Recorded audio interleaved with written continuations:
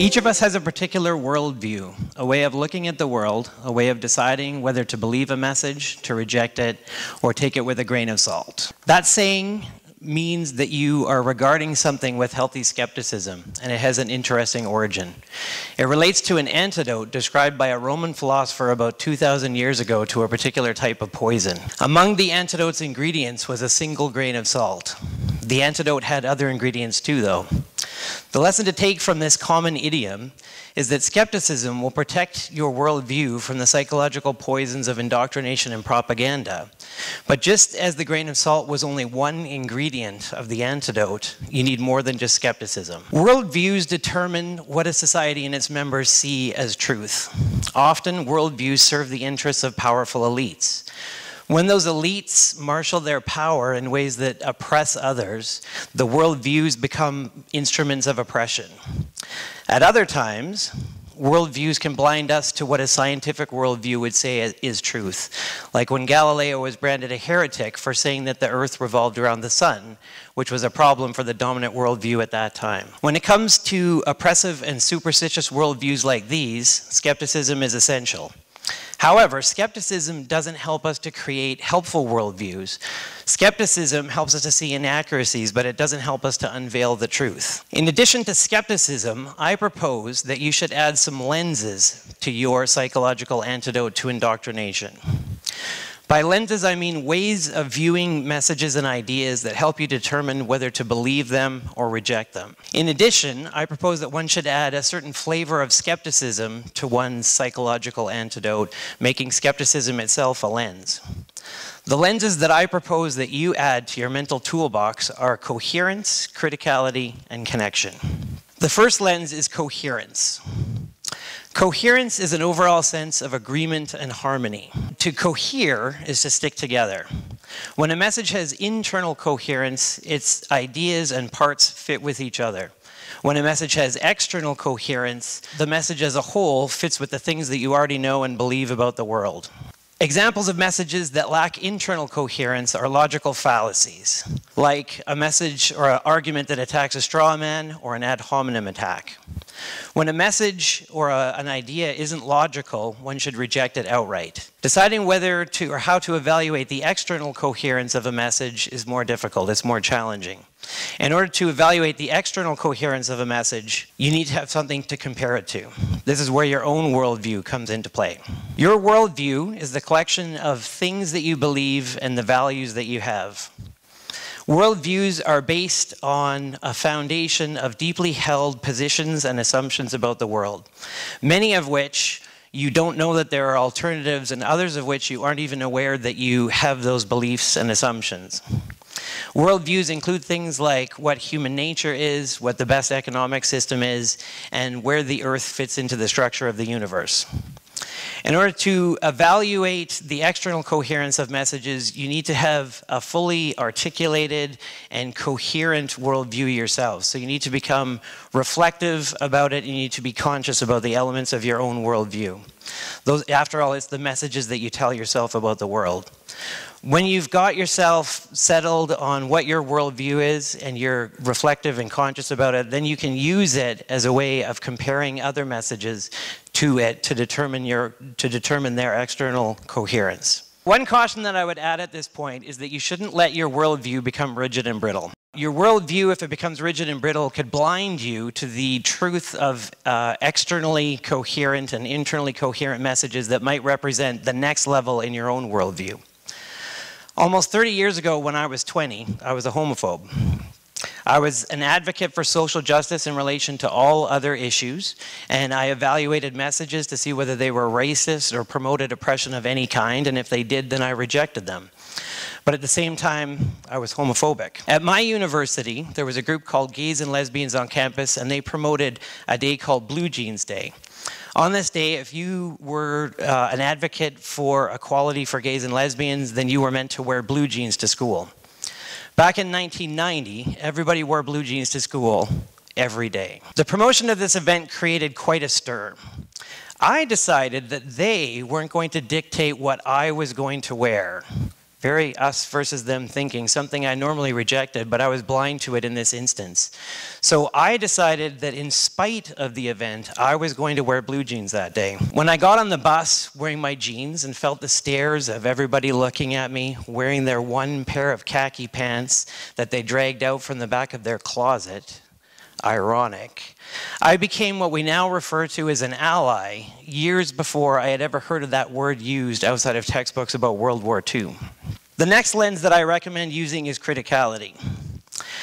Criticality is a special type of critical thinking, not critical thinking about the logic of a message, since that's captured in the lens of coherence, but criticality rooted in an analysis of power and oppression. Criticality asks who benefits. It doesn't seek to just explain the world, but it seeks to critique and change the world for the better. Criticality looks at messages and social structures and norms, and when they benefit one group at the expense of another, critical theory is, well, critical of that.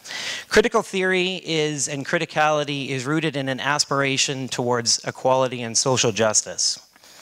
When you apply the lens of criticality to evaluating messages and ideas, an idea can be found wanting if it supports or justifies or even allows for oppression, even if those ideas and messages are logical and reasonable and internally coherent. Throughout history, many narratives have been perfectly logical and reasonable and internally coherent, but have still justified oppression and injustice with their seemingly coherent and reasonable narratives.